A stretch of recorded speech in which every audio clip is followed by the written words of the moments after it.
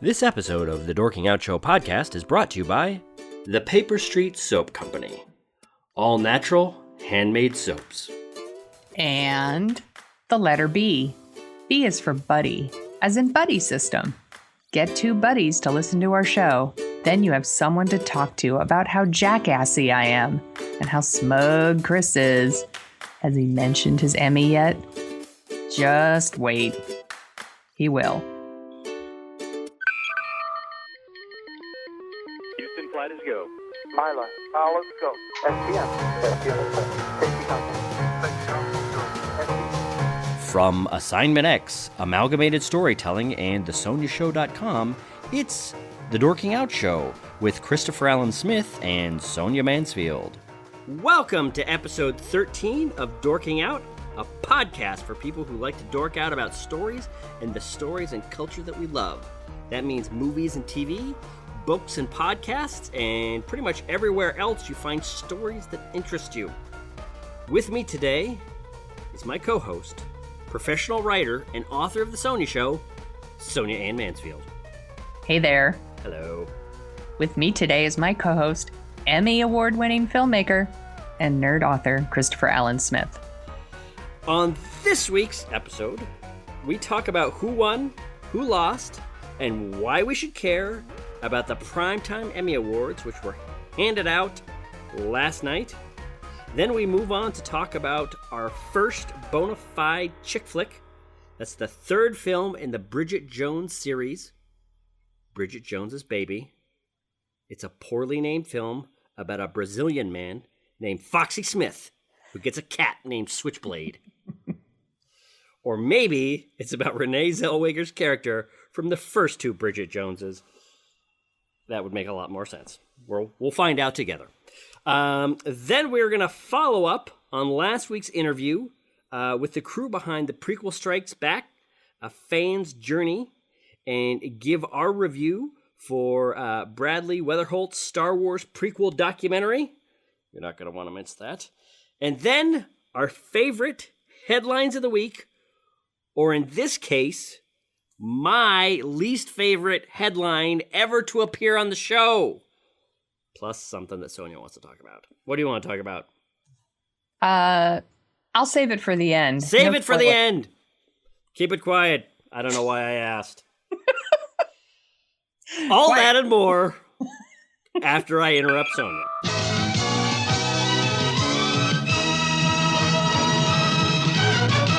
That brings us to topic one, last night's Emmy Awards, and giving out Emmys in the era of television where pretty much 20 or 25 shows on the air, on cable, on basic cable, on Netflix, on the internet. AT&T, I don't know if you know this, but AT&T has their own network where they have shows. Anyway. They must not be very good shows. I've never heard of them. They're actually not. I've watched one of them, and it was kind of what you would expect. Anyway, point is, there's so many shows out there that deserve Emmys. If you were to take probably the best loved 20 shows on television right now and sprinkle them throughout any previous decade, they would be the game changer monster colossus shows now. But now they just get lost in the backwash of television. Yeah. So, Sonia, what did you think of the Emmys handed out last night? I was kind of surprised and shocked at some of the winners. I felt like the nominations were really great in general. Like, I was surprised at how spot on some of the nominations were. So then with the winners, I was just so stoked. It's so nice when they hand them out to like kind of some new blood. Yeah. And now they don't have Mad Men and Breaking Bad anymore. So, to see like someone win from Mr. Robot or, I cannot pronounce that woman's name from Orphan Black. That's pretty awesome. Tatiana Miscellany? Sure. Probably not Miscellany. My biggest complaint is that Sherlock shouldn't have won the TV movie category. Damn it! That was my one complaint. Now you took my complaint. I love Sherlock, but my God, that movie. It was so terrible. Like any other movie in that category could have won. Yeah. And it would have been deserved. I mean, that's the thing. Like there was in the era of peak TV, how do you honor everything that deserves it? Two of my favorite things that I watched this year are The People versus O.J. Simpson. Right. And the second season of Fargo. Right.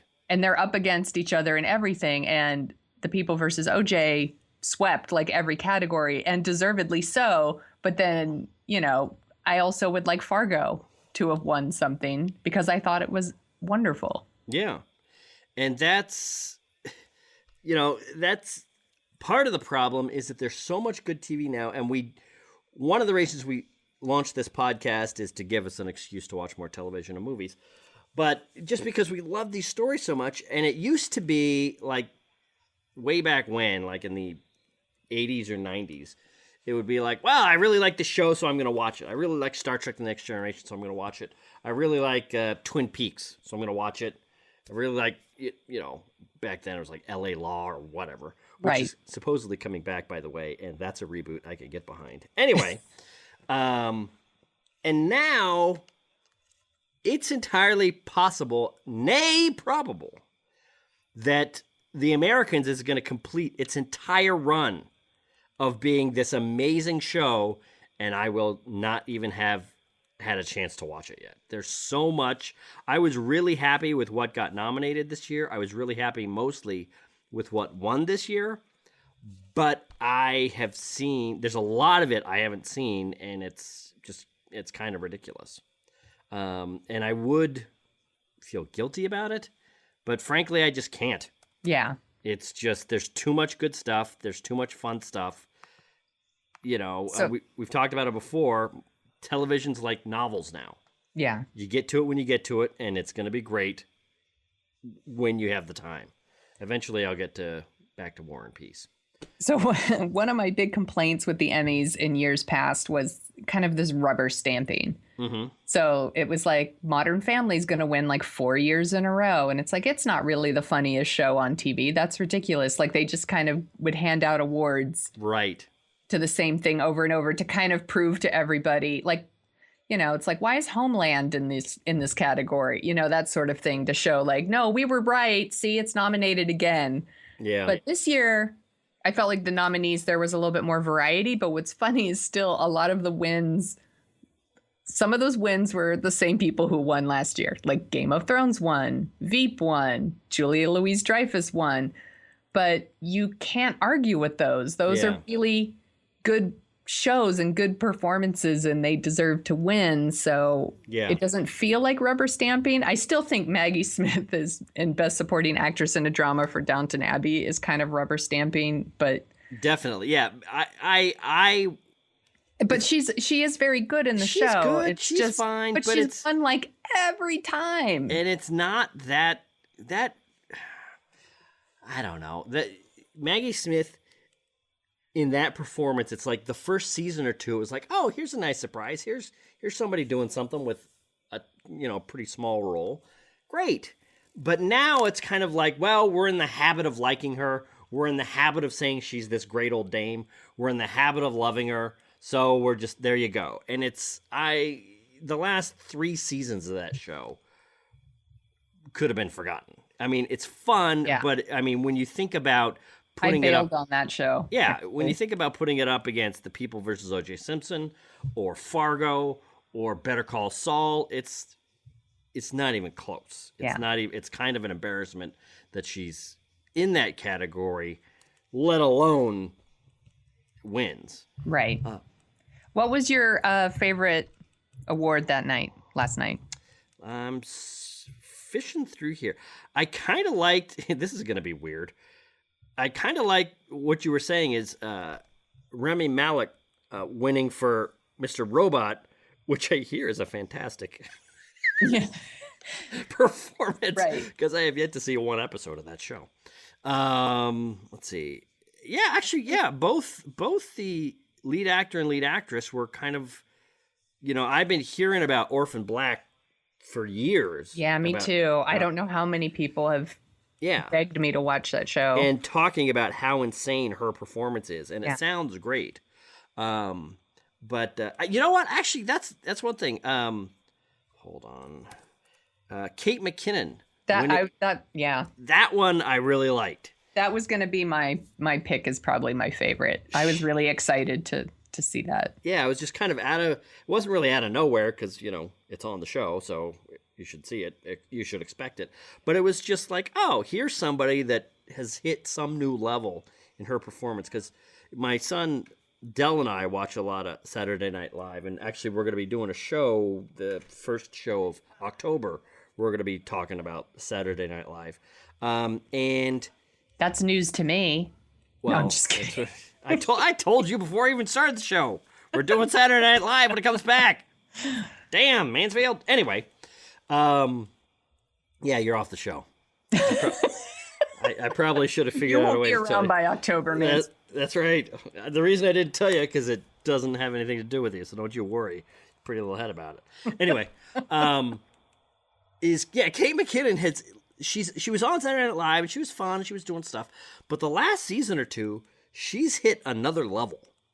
She is like a kind of a Will Ferrell, Phil Hartman level of funny, where even if she's in the background doing nothing, she's kind of making you laugh. And if she's in the foreground pouring it on, she is really doing something special. Right. The episode or the skit where she got abducted by aliens and was talking about that. So funny. They've done the skit twice now, which you expect. The first version of that skit was probably like in the middle of that. That's the one with Ryan Gosling, right? Because I want to make sure I saw the right one. I think so. Yeah. I laughed so hard I was crying. Yeah, it's like in the middle of that sketch, oh my God, this is one that we're going to be seeing 15 years from now. This is probably the funniest Saturday Night Live skit of this decade. And it was just fun to watch. So yeah, watching her win. Anyway, not to get distracted. Watching her win was fun. It was, I liked a lot of it. I do wonder about back in the 80s and 90s, John Larroquette was on a show called Night Court, which what I used to love, which is funny because no one talks about Night Court. It's like it's vanished. I used to love Night Court, and it's funny. I'm sure it's funny. I'm sure it's great. It's like Cheers is still there at the top of everybody's list when they talk about sitcoms. Right. And there are big sitcoms that people that are on now or whenever that you kind of like, oh, wow, this is a big sitcom. This is going to be around forever. And then you look back 10 years later and it's like, oh, yeah, remember that? That was a huge thing. And now it's gone. And nobody talks about it. It's, it's not a Seinfeld. It's not a Cheers. It's not a Frasier. It's just... Anyway, the reason I mention Night Court, and I could be wrong. You could be right. It could be great. And I'm just a jerk pooping on Night Court. John Larroquette, he won like 7 Emmys in a row as best supporting actor in that show. Yeah, didn't he? we could look it up, but he won a lot. Yeah. Yeah. And now Julie Louis-Dreyfus, she's won her 5th Emmy in this category, correct? Yeah. And I would have liked to see somebody else win. Yeah, and that's the thing. It's like, it's not that she's not good on the show. Yeah. Because of course she's good on the show, and of course she's hilarious. She's a hilarious person. Yeah. But it starts to be boring when the same person wins every year. It's just like when Frasier won like 5 years in a row. It's like, it's not that Frasier's not a good show. It's just, how about we spread the wealth? Yeah, I almost feel like... At a certain point, they should like not submit themselves. Yeah, 3 and out. You won 3. Or they should, what they should do is... they kind of joked about this in the Olympics is if you if you win an Olympic medal and you set a world record, you get a platinum trophy rather than a gold or silver bronze. You get platinum. That means you just blew the doors off. And I'm almost thinking there should be like a platinum Emmy which is like you win 3, and then the 4th year they give you platinum. You're out. You can't submit anymore. You're done. Because it would have been Tracy Ellis Ross. I was kind of hoping for Blackish because she is just so funny and goofy and such an interesting performance in that show. And, now that I'm looking at it, maybe I would have liked Blackish to win a little bit more. There's just something about that show where it is modern and contemporary, but it also feels very, I don't know, I don't want to say traditional, but it just feels like it puts a lot of craft and a lot of focus on just being really funny and tight and quick. And it's just a lot of fun. So I would have liked to see that. But it's just going to be one of those things where, years from now you look back and you're like, I can't believe that person never won. Yeah. I think so. Which brings me to my next question. Right. Yes. You've won 2 Emmys. Am I right? Yeah, that's right. So what's it like to win 2 more Emmys than Jason Alexander ever did for playing one of the best TV characters of all time? Okay, here's the thing about my Emmys. And we are only going to put this in this one episode, everybody. So you better listen up. They're local Emmys, which for regular civilians, an Emmy is an Emmy is an Emmy. But for people who have won Emmys on last night's show, they would look at my Emmys like, all right, like training wheel Emmys. It's like, those aren't real Emmys. Yes, they're technically Emmys, but they're not real Emmys. Yeah, but they're made of the same stuff. That's true. They're made of the same stuff. So it's a lot of fun, and it's one of those things in life where all the cliches are true. I did a series of drunk driving educational videos, how not to drunk drive and why drunk driving is bad. Not educational videos on how to drunk drive. How to get away with it. And how great it is. But anyway, and I submitted them. And here's the thing is people say, oh, I was lucky enough to be nominated. No. The only way you get into that category, the only way you have a shot is you have to fill out a bunch of paperwork, send it into the National Academy of Television Arts and Sciences, and cross your fingers and hope that you get nominated. And that's one thing that's interesting about the local Emmys is, in a weird way, they're more fair than the national Emmys. Because with the national Emmys, everybody's seen these shows, everybody knows these things, and you're kind of voting. It's kind of a little bit like the Oscars, even though I think the results for the national Emmys are much better than the Oscars. Good shows actually win. But there's a lot of campaigning, or like, oh, everybody loves Julie Louise-Dreyfus, so let's give her another Emmy. With the local Emmys, strangers that you've never met, that have never heard of you, they'd get, in my category, it was for informational video. People in some other region of the country get sent all the nominations. They watch them, they rank them about who's best or who they like most, and then they get sent back.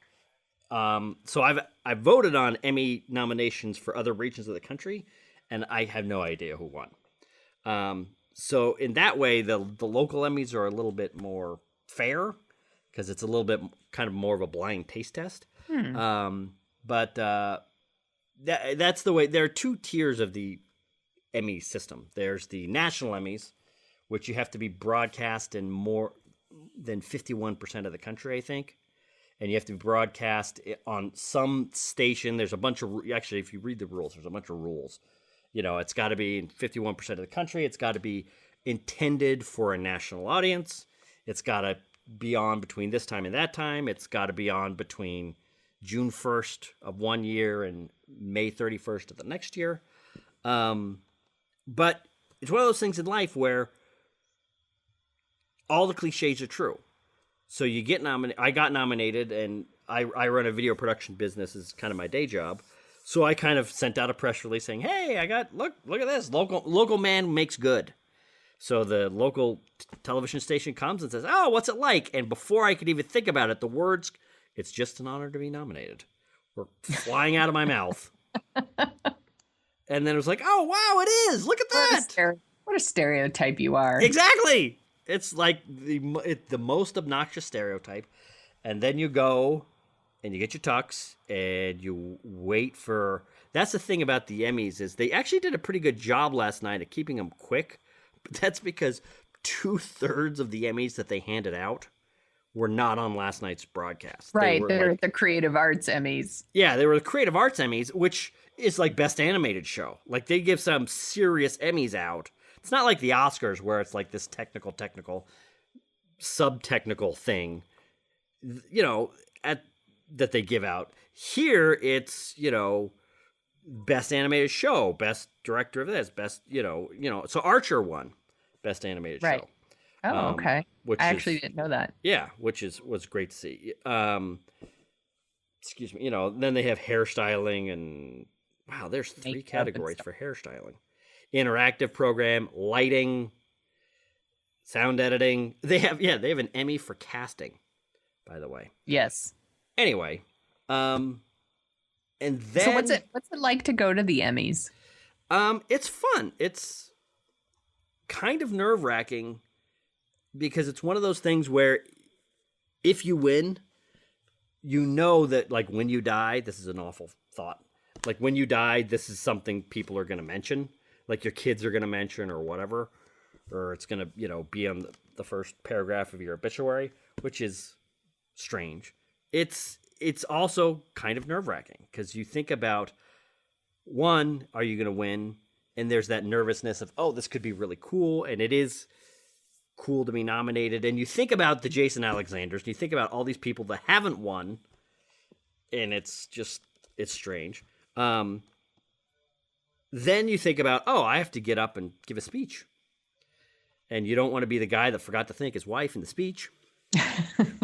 No, you don't. So then you find yourself grabbing a piece of paper and writing out an Emmy speech, which for anybody that goes into film or goes into television is, you know, we all have those fantasies of, oh, I'm going to win an Oscar. I'm going to do this. I'm going to do that. And then you find yourself like, oh, my God, this thing that, you know, was this ridiculous pipe dream has happened. And then you go up there and it's just a whirlwind. Funny story, actually. The second Emmy that I won, I brought the kids, my sons up there to kind of, I won the Emmy with my cousin for one of these projects that we did. And I brought my cousin up there and my kids up there. And when we got up there, the Emmys that they hand you, at least in the local Emmys, don't have your name on them. They're just like placeholder Emmys. So you don't go up there and just like tear a blue streak or just swear up and down and just destroy the industry or something. You know, then you go backstage and give them the blank Emmy, and then they find the box with and they come in these nice boxes that form fitting and everything. So it's good, but it's one of those, I should have started this at the beginning. It's one of those things that's essentially kind of like what you would imagine it. You imagine giving the speech, you imagine thanking people, you imagine how fun it would be or have nerve-wracking. And it's more fun to win. But the other thing is, and this is the last thing I'm going to say about this, because even though we mention these in every episode, I don't want to give a soliloquy about Emmys all the time, is you only need to win one. And maybe this is where I'm getting a little bit of chip on my shoulder for the Julie Louis-Dreyfuses or the John Larroquettes or whatever. It's like the Maggie Smiths. The Maggie Smiths is you win one Emmy, you're an Emmy winner. You win 20 Emmys, you're still just an Emmy winner. You're an Emmy hog. Exactly. So you only need one. And then, come on, spread it around a little bit. And you can... So, yeah, that's what it's like. It's fun, but it is kind of like what you would roughly imagine. I would like to go sometime. Well, hopefully I'll get nominated again someday, and I can bring you along. But I think that might You won't bring me along. That's true. I'm sorry. I shouldn't have said You'll make me wait in the car. Actually, you know what? I would. Actually, we could do our podcast. Mansfield, I'll crack the window. I'm not a monster. That's right. That's right. Actually, that is one thing that's a little nicer about local Emmy Awards. There's like 12 or 13 regions around the country for the local Emmys, and you compete against people in those regions. They're like the Golden Globes in that there's dinner and drinking. Oh, I like that too. So those are two of my favorite things. So actually, that's the way I think about it. This is what I should have said at the beginning. You know Ron Burgundy's Emmy, where he's giving his local Emmy speech in Anchorman, and he's drunk. And that's what it's like. I have the kind of Emmy Ron Burgundy has. That's the way to think about it. It's like a baby Emmy. So I'm happy about it. I'm proud. I brag about it when I have a chance for whatever tiny bit of creative credit it bestows or whatever. Or well, highlights. It's because it's awesome. But it's the kind of Emmy that Ron Burgundy can win, so it can't be that impressive. Anyway, so did you have any other thoughts on the Emmys last night, or kind of what you liked or what you didn't, or? No, I think I already covered it. I'm good. All right. So reset your clocks, people. Let's see how long it is before I mention the Emmys again. He'll mention them next week.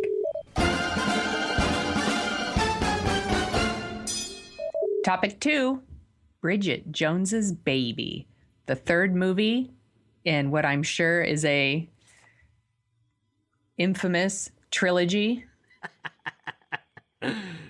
This was one of my most anticipated movies of the fall, and Smith was nice enough to see it as well. Can I go ahead and just start? Yeah. Okay. Dive right in. So Bridget Jones's Diary, which came out in 2001, is one of my favorite movies of all time. Like, I love it. It's probably in my top 10. No kidding. I just love it. I'm sorry. I just love it. No, don't apologize, but I don't. It just something about it. It's because you know why? It's because I love Pride and Prejudice so much, and it's basically Pride and Prejudice. That's why I love it so much. But I super love it. I did not love Bridget Jones's the sequel, The Edge of Reason. It was very disappointing.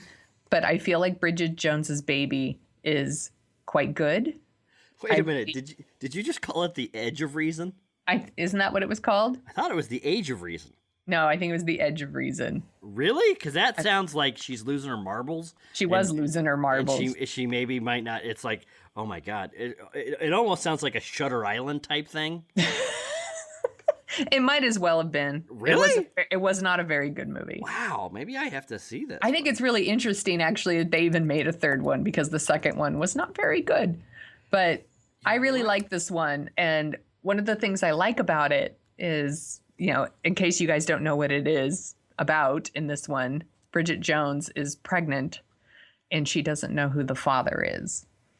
And I think there's so many romantic comedies out there that are kind of like, will they or won't they? Mm-hmm. And this one they already did. Mm-hmm. So I like that it's telling a different story. And so many romantic comedies are about how people to get together. And every once in a while we get a romantic comedy that explores like how people stay together. Right. And I think this one has a little bit of that, which I really liked. I think Patrick Dempsey was a pretty good fill-in for Hugh Grant. Right. You know, I actually was surprised at how much I liked him. One of the things that kind of cracked me up too was so the first movie, she has these two suitors. They're, you know, Colin Firth and Hugh Grant. And one of them is clearly like the proper choice.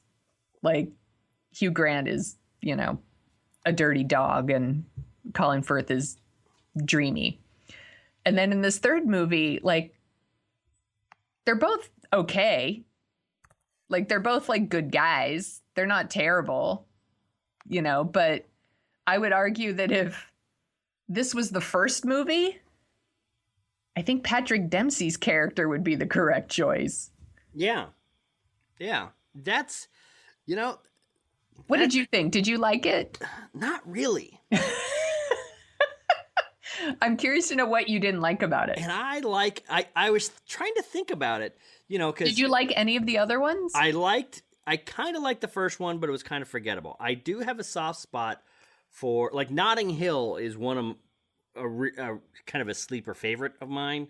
I love Jerry Maguire, so I love, one of my favorite movies is When Harry Met Sally. So a really well made romantic comedy is kind of in my zone.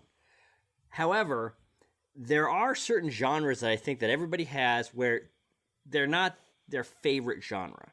For me, it's like a movie has to be a really good horror movie before I like it, or it has to be, and some people, they just like the mediocre mid-range horror movies. There's just something about horror that they like, so they like horror movies. Right. I'm not one of those people. It's got to be like a Silence of the Lambs, Paranormal Activity. It's got to be a really good, really well-made horror movie, like The Conjuring, before I like, all right, warm up to it. Romantic comedies I used to like them a lot more than I do now. Maybe it's getting married. And I realized that all romantic comedies end pretty much when they probably should start. That's one of the things, like one of my, even though Before Sunset, here's what it is. Before Sunrise came out when I was in college, Ethan Hawke, Julie Delpy. It's not really a romantic comedy, it's just like a romantic movie. Really great. I really loved it. But it's like we're getting to know each other. We're falling in love and this and this and that. And then the second movie is they're older and they're more wise and, it's kind of a more mature romance or whatever. The third movie is them fighting for 2 hours and trying to decide whether or not to get divorced. And so maybe it's I can see the rest of a story after two people get together that I'm having a hard time with romantic comedies, because it's just like it's telling like half the story. Anyway, I think I figured, and I really like Renee Zellweger. A lot of people give her kind of a hard time, or maybe not a lot of people. Some people give her a hard time, or they kind of rank her there with like Kate Hudson as just doing a lot of mediocre stuff. I don't think she does. However, I think I just don't like Bridget Jones. I just don't like the character.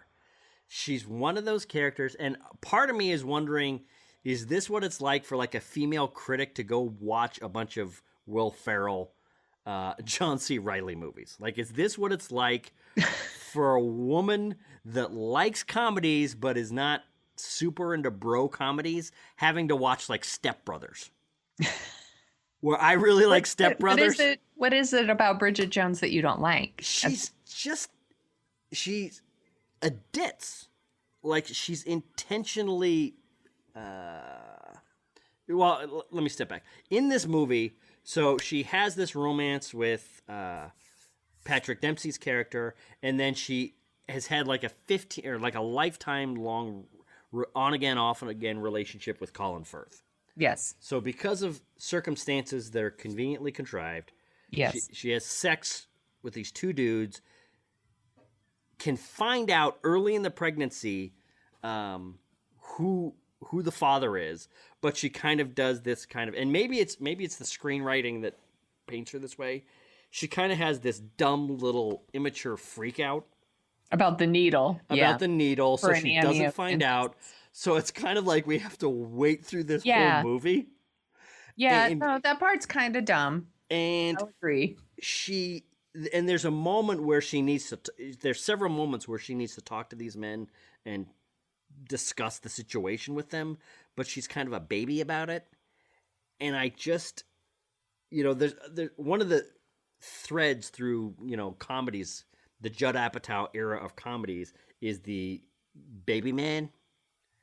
Oh, you think she's a baby woman? She's a baby woman, and it's not fun to watch. Or after a while, it's not fun to watch. I think she starts this movie as kind of a baby woman, and then, but I would say halfway through she isn't, and that has and that kind of ties into like another thing in the movie that I thought was really interesting, like. and this isn't really what the movie's about, but I think there's a little bit of it in the movie. Mm-hmm. Kind of the idea of when you're in your 40s, but everyone around you, especially like at work or whatever, they want you to act like you're in your 20s. Yes. And so she's working as a producer for like a news show, and she's surrounded by these like 20 somethings and 30 somethings. And even though she's in her 40s, she's still trying to like do what they do. Yeah. And I guess that's something I could kind of relate to as someone who works in like content marketing, managing, and like social media manager. I hate that sometimes I have to concern myself with hashtags and things like that. It makes me feel ridiculous. And, right.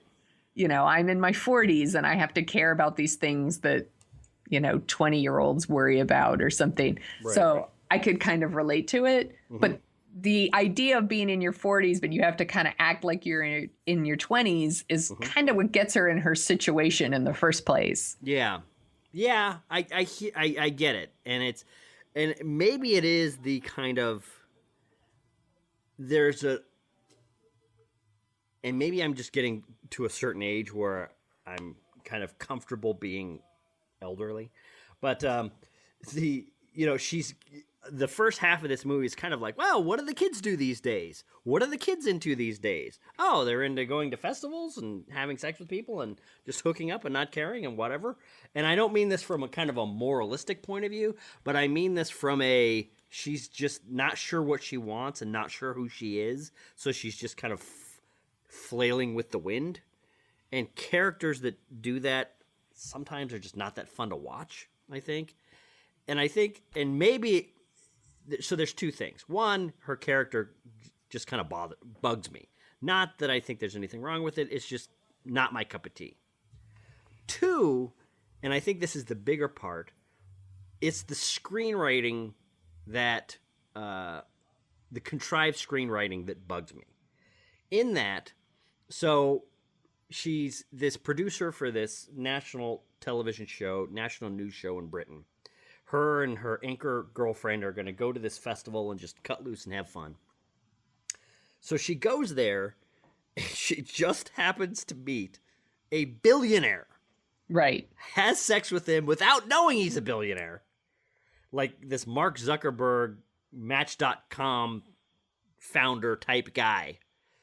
And then she leaves, and he's like kind of fallen in love with her. And then for the rest of the movie... This billionaire at the head of one of the biggest tech companies on earth never goes to a meeting, never has a conference call. All he does is sit around and wait for her and paint her apartment, and it's just right. Like it's a little cartoony. And now that I'm thinking about this, Notting Hill is a movie about a regular schmo who meets a film actress and what that would be like and all the pressures and weirdnesses, but that one seems kind of a little bit realistic and a little bit clear-eyed. But Bridget Jones is just like one or two steps too cartoony for me. Okay. But it's also kind of, and I'll say this to all of our fans who are listening to this and say, this movie isn't for you anyway. This movie might not actually be for me. It's kind of like... and that's okay. Not every movie is supposed to be for everybody. Right. And, so, and that's what I want to say in a conscious way. Look, you might like this. This is not my cup of tea. That's one of the things I hate when, like a James Bond movie will come out. And you'll get these critics like, well, I've never really liked James Bond movies, but I thought I would go to see this and tell you what I don't care what you think. Yeah, if you don't like James Bond movies, then be quiet. That's right. And this conversation doesn't involve you. That's right. That's why I don't go to like horror show conventions and talk and walk around telling everybody, hey, you know what? I don't like this whole genre, but I did like The Conjuring. No, it's not for me. It's not my cup of tea. If something's really good that strikes me, great. But yeah, so keep that in mind. Yeah. Well, I know there were a lot of people out there complaining, that all Bridget wants is to get married and have a baby and that's kind of ridiculous. and that, they want more for Bridget than that. And I think that's just her character. That's what she wants. She wants to get married. She wants to have a baby. And I think there's nothing wrong with that. Yeah.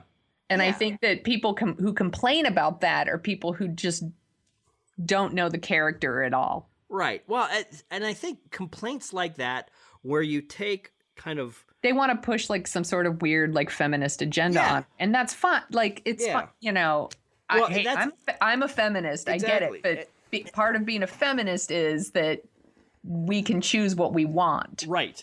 And I think that's what she wants. Yeah, and that's the thing is I think I could see somebody giving like pointing that out as a critique of the situation, but pointing that out as a flaw of the movie, I think is unfair because, all right, so we're not supposed to, women aren't supposed to want to get married and have babies, and that's their thing. But you know what?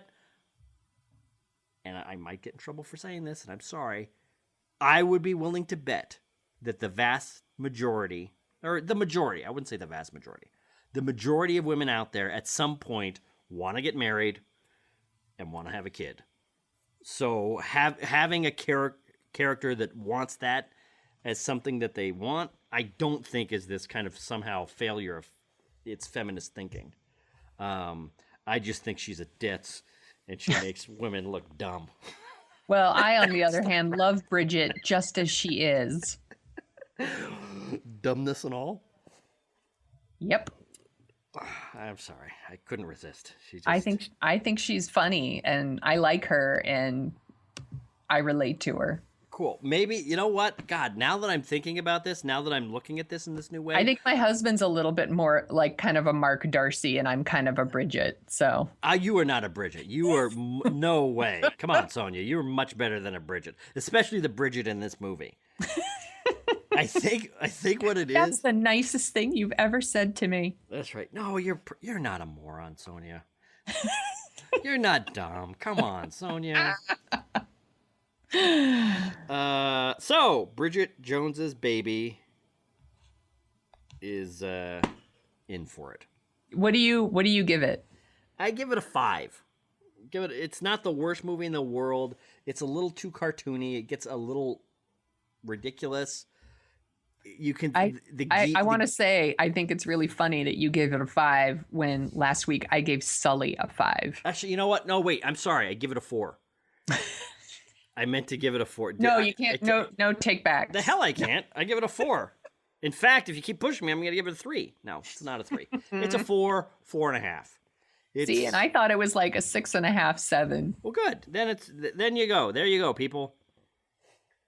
I liked it. You have Sonia giving it a 6.5 or a 7, and me giving it the correct answer. I disagree.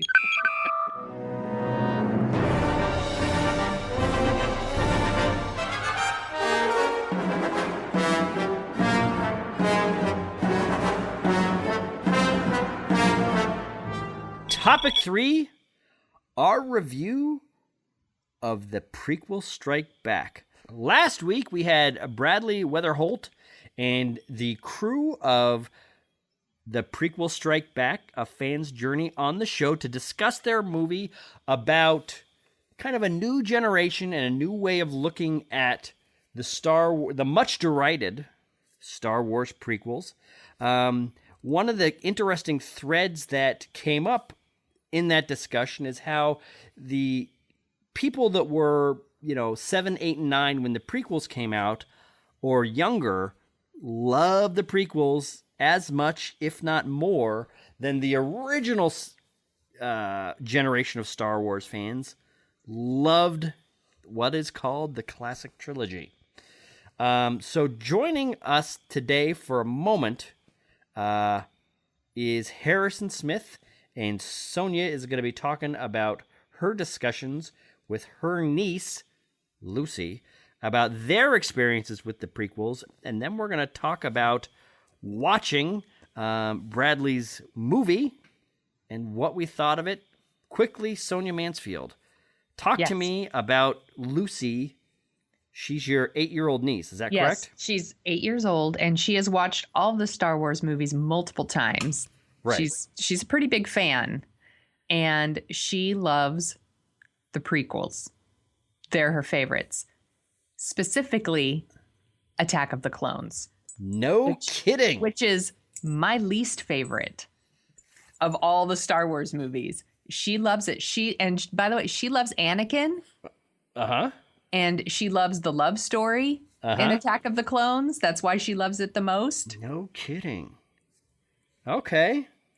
That's interesting. Yeah. What else did she say about what she loves about it? Like, how does she compare it with the original trilogy? She likes the original as well. She really does. But I think she really likes Anakin, and she really loves that love story. And I think the special effects look a lot better to her. Right. Okay.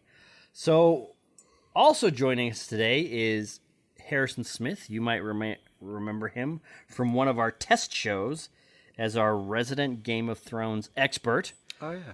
But originally, this is the boy that I brought up with the prequels. In fact, when he was 2 years old, and his mother and I had to go to the hospital to have, mainly Laura, my wife, to have Harrison's little brother, I put on Star Wars Episode 1 DVD, and I set it to the pod race because even as a 2-year-old, Harrison loved that pod race.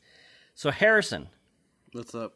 You are now going into your junior year of high school. What is your opinion of the prequel trilogy? As much as I don't like them, and as much as I think they are bad and badly made films, they're still Star Wars movies, and they still have a place in my heart. When you were a kid, though, what was your favorite trilogy? Probably the prequels, because it was prettier. I recognize that the originals had better effects, but I think I thought then that the prequels had better effects. I feel like a little bit. I'm feeling a little bit guilty as a aged Star Wars fan. I think I might have brainwashed you a little bit. What do you mean? Well, I think the prequels do have better effects. Nah. I think I've beaten my love of the original trilogy into you, and you're backing off a little bit about your love for the prequel trilogy. Oh, it sounds like I wouldn't say it's a love for the prequel trilogy. I just think it's like, I don't think they're good movies, but I like watching them because they're Star Wars movies. What are your favorite moments from the prequels? I don't know. I think that the pod race is actually pretty great. The whole circumstances and situation surrounding it in the movie that sets it up is pretty terrible, but I think the pod race is the best sequence in the prequels. Okay. All right. So what do you think of so as a kid, were those your favorite movies, or? I think they were. The original trilogy was a little boring for me as a kid because it was too talky. I liked the action. I specifically remember that my favorite part in the prequel trilogy was the battle at the end of Attack of the Clones, because it had lots of pretty colors, because there were lots of lightsabers. But now I still think that they're impressive effects, but compared to some of the practical and actually like real looking stuff of the originals, I think the originals look better. All right. Okay. Interesting. Get out. All right. See you later. Get off the show. Bye, Harrison. Other stuff to do. Bye, Harrison. We've sucked out of you the information that we wanted. Now get out. Bye. I love you, buddy. It sounds to me like you're raising him right. I think so. I think I might be raising him right, but I feel a little guilty. I think some of my snobbery might have rubbed off, and he's not loving the prequels, even though he really does secretly deep down love them. But anyway, enough about my awful browbeating parenting style. Sonia, what did you think of Bradley's movie, The Prequels Strike Back: A Fan's Journey? What did you think about it? I actually quite liked it and thought it was very interesting. I would say it doesn't convince me that the prequels are good movies necessarily, but it does help me understand why people love them so much. I thought it was very insightful that way. I by the way, I don't think they're terrible movies. I just don't love them like I love the original. But this gives me a lot of insight into why other people love them, specifically younger people. Yeah, it's funny. I watched this when I was away from home in Chicago, so I kind of had some time to kind of focus on it, and I was outside of my normal element. So maybe I was just thinking about things in a different way, but I think Bradley, this is I'm saying this facetiously, kind of, but I think it's a little bit of a dangerous movie because it talks pretty persuasively about how the flaws of the prequel trilogy are shared deeply with the flaws of the original trilogy. But because of where the country was, because of the appetites that we had, because the blockbuster movies were not a dime a dozen back then, the flaws of the original trilogy are looked over and looked past and seen through nostalgic glasses much more. And if you really look at the prequels side by side with the originals and you compare dialogue, you compare plot points, you compare techniques, you compare a lot of things, the case that the prequels are about as good as the originals starts to add up a little bit.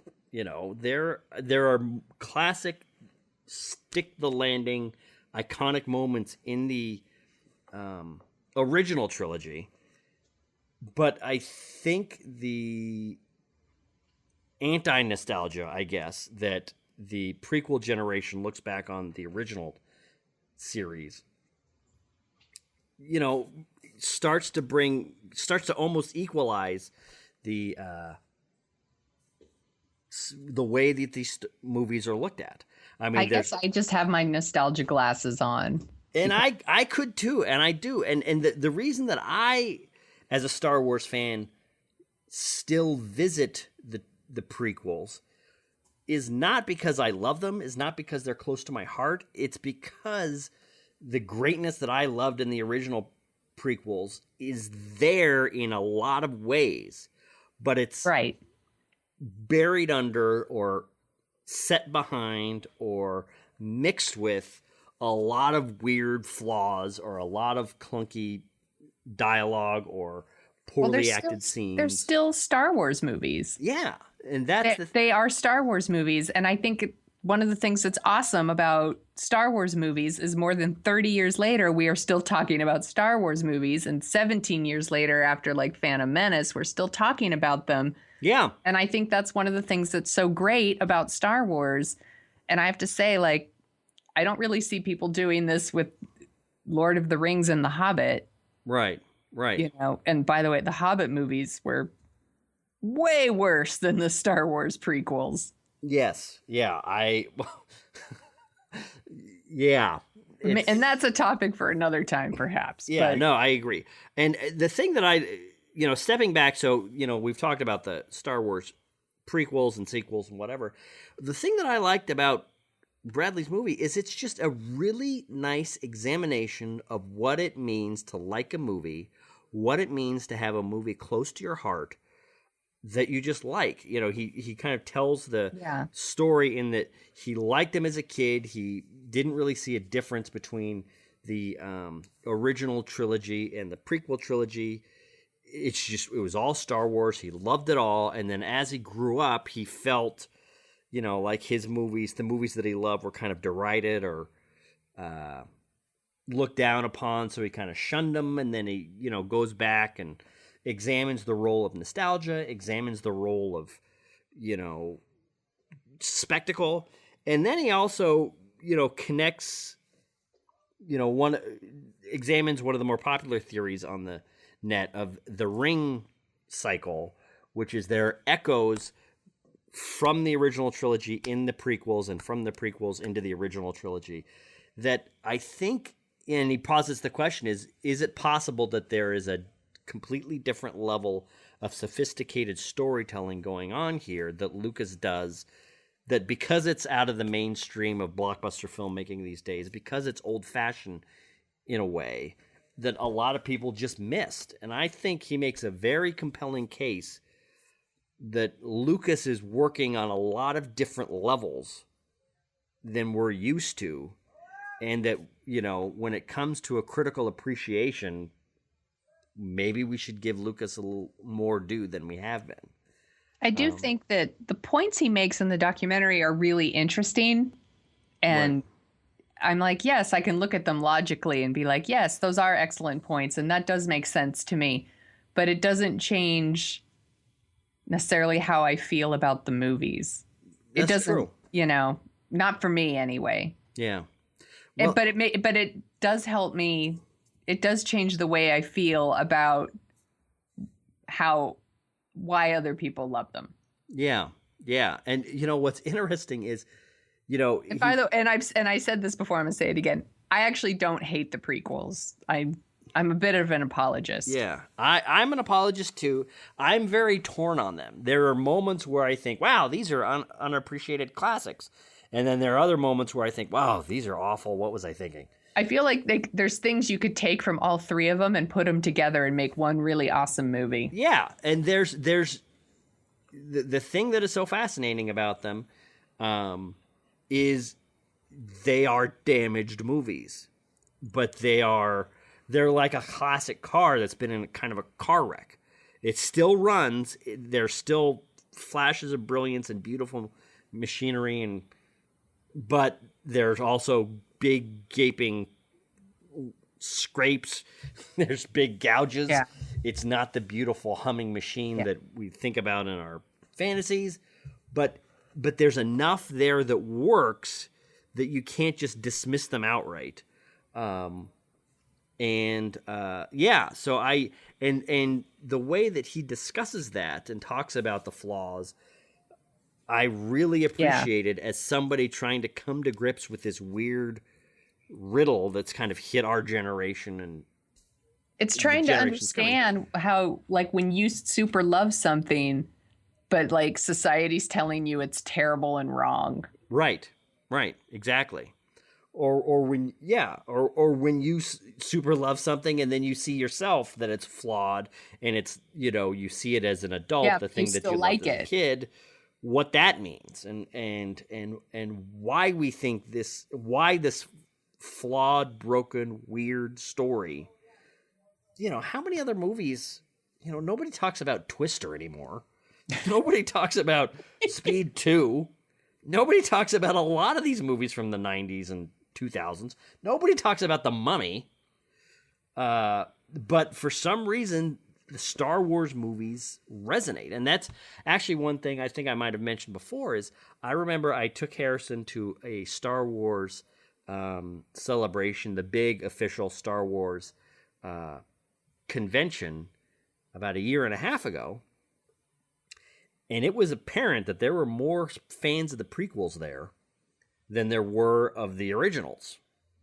And I kind of came back and talked to my people in my generation that grew up with the originals. And it's like, hey, we bash these movies and we've, derided these movies, but there is a generation of Star Wars fans that loves these movies like crazy and don't dismiss them. And Bradley, I think, said he was 7 or 8 in the documentary when he watched The Phantom Menace, and I was 6 when I saw A New Hope. Right.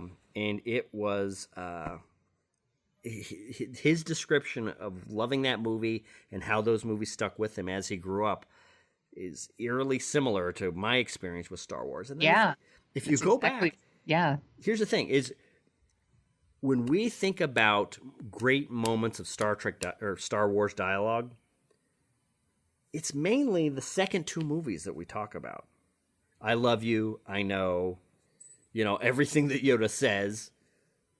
If you look at the dialogue and the performances in the original trilogy, in the original Star Wars A New Hope, the acting style is to that and the prequels is closer than I think a lot of people want to admit. There's May the Force be with you, and there's everything that Obi-Wan says in A New Hope, but everybody else's dialogue is pretty forgettable. I would disagree with that. All right. I quote some things from Han Solo from that movie all the time. Okay. All right. I get the whole got like kid. I've flown from one side of the galaxy to the other, and I've seen a lot of strange things, but I've never seen anything that makes me believe there's one all-powerful force controlling everything. Well, apparently there is. It's true. All of it. All right. So, our advice to you, make a beeline to Amazon. We're putting a link in the show notes. Go watch Bradley Weatherholt's The Prequel Strike Back, a fan's journey. It is really interesting. It's a really interesting movie to watch. Jump on our Facebook page. Tell us how we're wrong.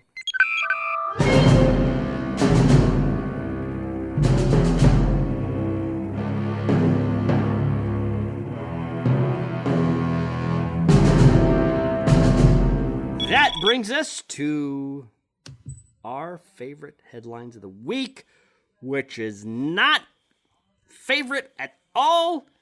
My headline, I'm saying through clenched teeth, it has come out that Star Trek Discovery, Star Trek's much ballyhooed return to television, is being delayed from January to May. Alex Kurtzman and Brian Fuller mentioned that they want to do Star Trek right. They want to have all their ducks in a row. They want to make sure that they don't rush it and damage quality. So they went into CBS and they asked for more time. And they're getting it, which means, 1, we're not getting a new Star Trek show until May.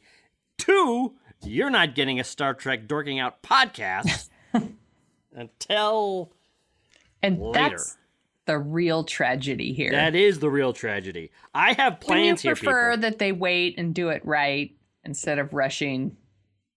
Yes and no. I had the podcast all ready to go. I found the co-host after a long, exhaustive search of your household. That's David Tracy. I think there's a lot of Star Trek out there that you can watch to occupy you until the I've seen it all. I've watched it all.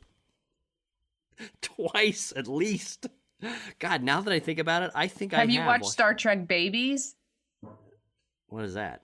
I'm just kidding. That doesn't exist. No. Okay, that's what I thought. I thought you were making a sidelong reference to J.J. Abrams' Star Trek films, but I'll take it. Yeah, so that's the news.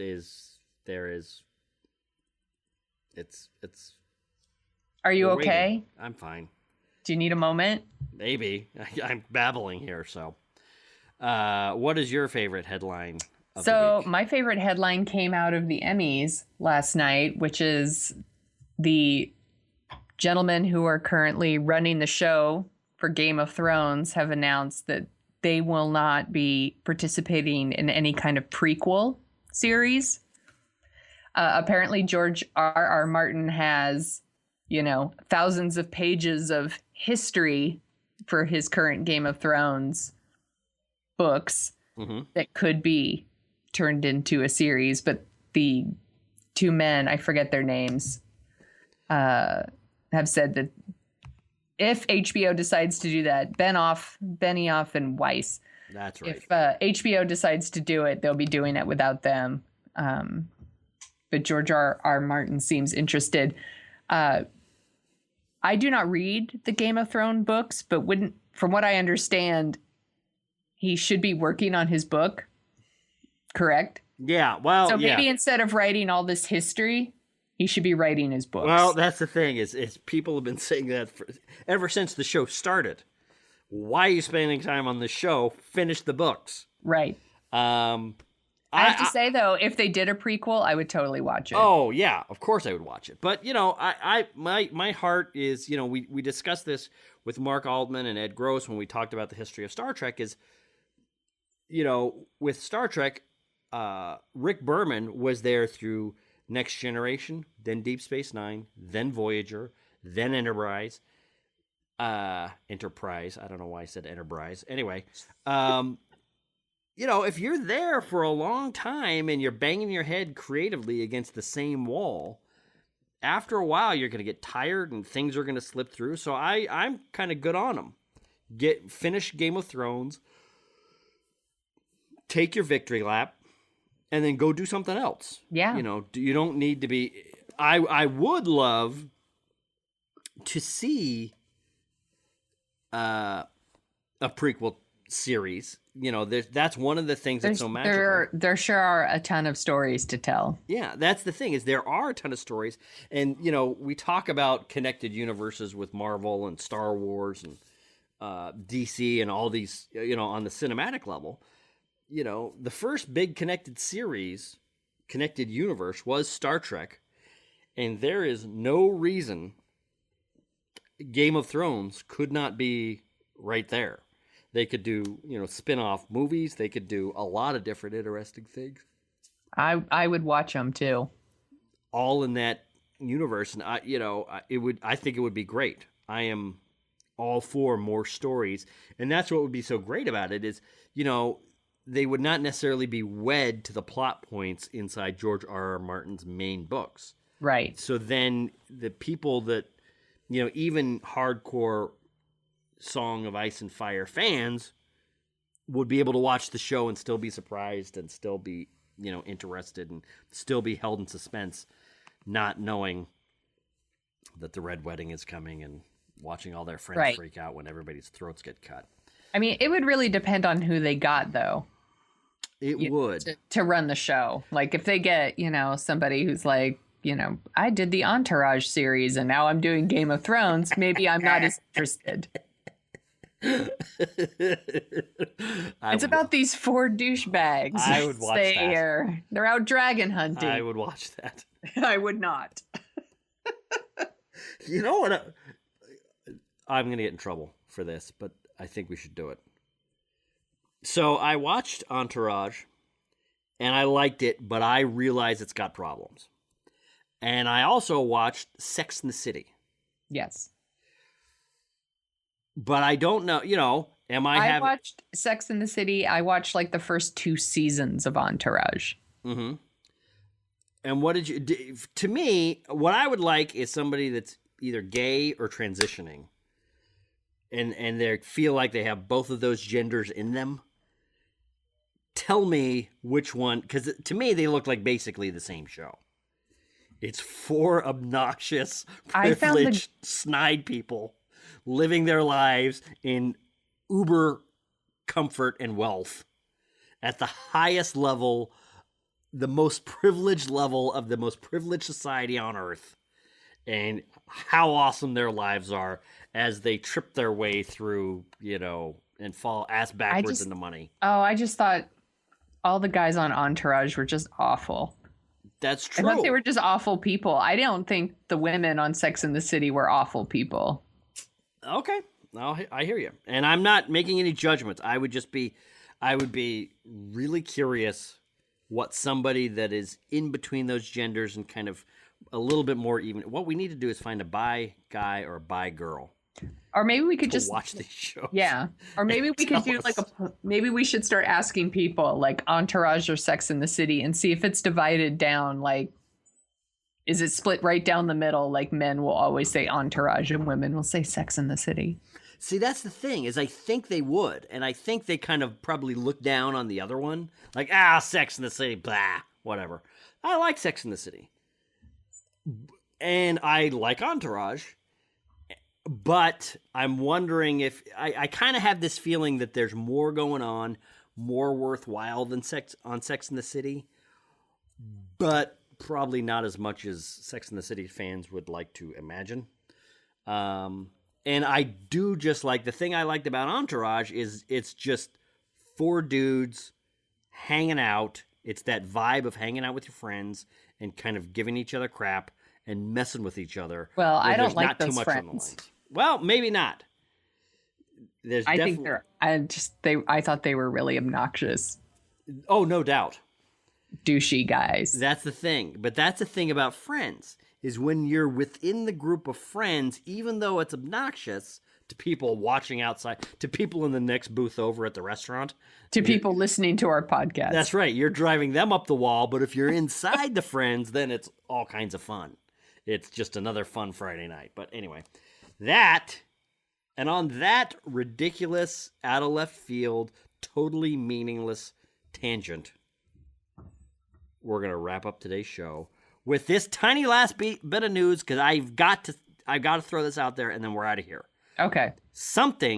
David Lynch posted something today that something having to do with the new Twin Peaks is going to be revealed on September 27th. Ooh. That's a week and a day from today. So just heads up. There you go. You're welcome. Keep watching the internet for maybe the first new info, the first new glimpse of Twin Peaks in 25 years. So you're welcome. And with that, Sonia, do you have something to say? I'll just say goodbye. Bye.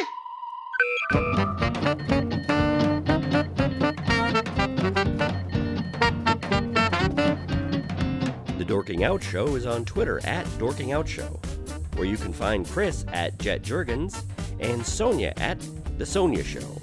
You can read about Sonia's random adventures at thesoniashow.com and track the slow and creeping progress of Chris's novel and his other hijinks at jetjurgens.com. You can find out more about The Dorking Out Show at dorkingoutshow.com. While you're over there, you can support us by giving us a review on iTunes. We have a handy-dandy iTunes link to whisk you right back to 2007, where you can leave your review and 5-star rating in iTunes. We'd do it for your podcast.